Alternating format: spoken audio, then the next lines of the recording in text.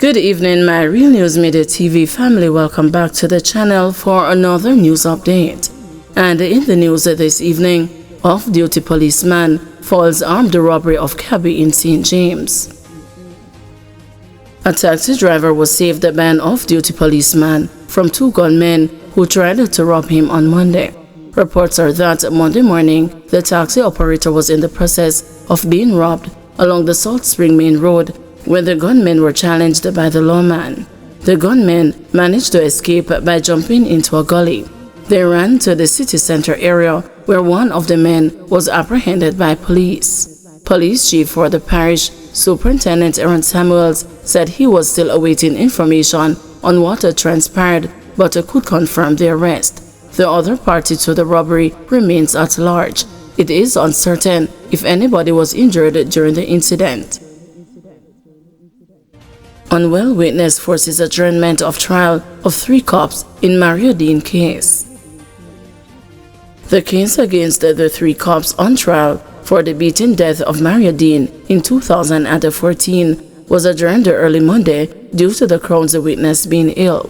The revelation was made by the prosecutor from the Office of the Director of Public Prosecutions when the case was called up in the Westmoreland Circuit Court.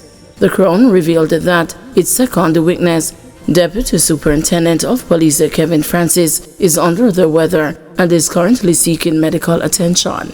Supreme Court Judge Justice Courtney Day then adjourned the case until Tuesday. Initially, Francis, who started his testimony on Friday, was expected to conclude his presentation Monday. He was then to be cross-examined by defense lawyers Dalton Reed, who represents Constable Juliana Cleavon, and Martin Thomas, who represents Elaine Stewart, and Constable Marlon Grant, all charged with manslaughter, perverting the course of justice, and misconduct in a public office. The Crown was then expected to call its third witness, a police corporal, on Wednesday. The allegations are that Deane was arrested for possession of a ganja spliff and placed in custody, where he was brutally beaten on August 3, 2014. Deane received severe injuries to his brain, which left him in a coma. He died 3 days later at Cornwall Regional Hospital in St. James. It is alleged that the 3 cops were on duty at the police station at the time when Deane was beaten. It is further alleged that Corporal Stewart instructed that the cell in which the attack took place be cleaned before the arrival of investigators from the Independent Commission of Investigations. Fire damages leads a primary and infant school in St. Elizabeth. It is suspected that an electrical short circuit led to a fire which caused an estimated $50 million in damage at the Leeds Primary and Infant School in St. Elizabeth on Sunday night. The fire gutted the principal's office, staff room, a classroom, and the library. The school is also without electricity. Superintendent Kimar Brooks, Divisional Commander for the St. Elizabeth Fire Department, said the Santa Cruz Fire Station responded to the blaze, which started sometime after 11 p.m. and had engulfed the eastern wing of the institution. At approximately 11:55 p.m., the Santa Cruz Fire Station received and responded to a fire at the Leeds Primary School. On our arrival, we observed that a section of the eastern wing was fully engulfed in flames.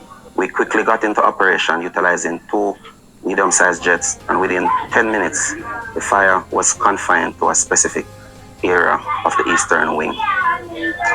After another hour into our operation, the fire was fully extinguished. As a result of the damage, classes will be conducted virtually over the next few weeks, except for grade 6 students preparing to sit their remaining primary exit profile examinations, who will be accommodated at the school.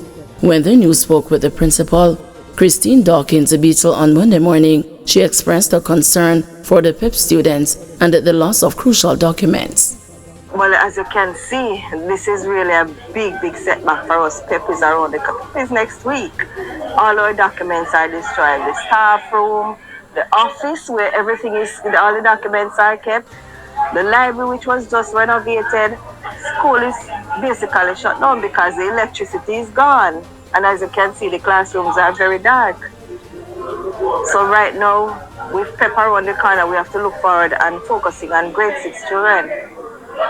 We're going to be having schools. I've already informed the teachers that schools should be kept online. So we are using the online platform as of today. We've been experiencing low voltage for a while now. The electrician lives here basically. Even the other day over there had no electricity. The morning of PEP, he had to be here. So, you know, it's just unfortunate right now. It's really just unfortunate. You hear of these things happening elsewhere, but when it hits home, it hits home hard, very hard. Member of Parliament for St. Elizabeth Northeastern, Delroy Slowly, in whose constituency the school is located, said the Ministry of Education has promised to utilize emergency procurement to speed up the start of repair work at the Leeds Primary and Infant School.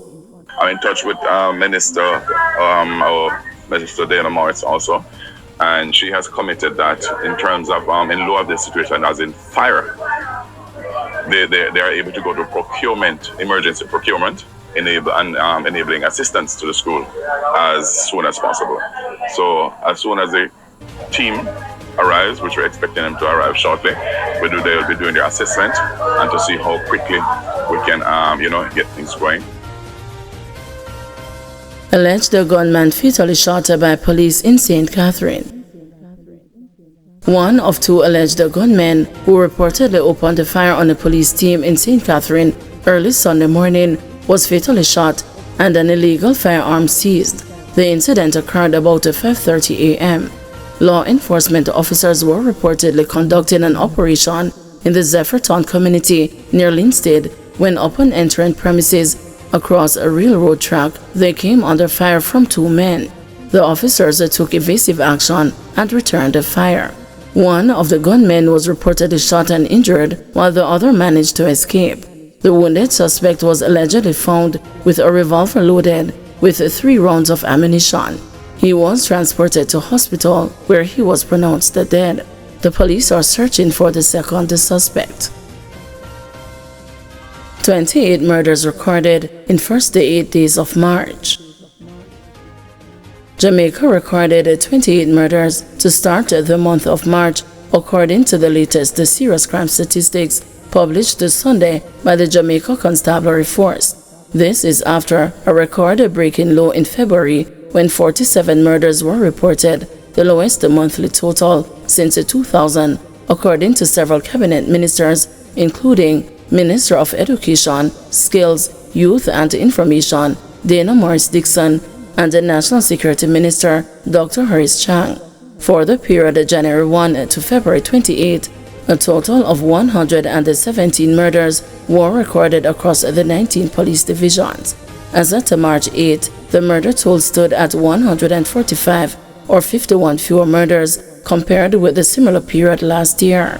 This represents a 26% reduction in murders. St. Andrew South 23, St. Catherine South 16, St. James 11, St. Catherine North 11, St. Andrew Central 10, and Westmoreland 10 are the divisions in double digits. According to the statistics, major crimes including shootings, rape, and robbery are down by 19%, but break-ins have increased by 16%. Thank you everyone for watching. See you tomorrow morning at 6 a.m. for another news update.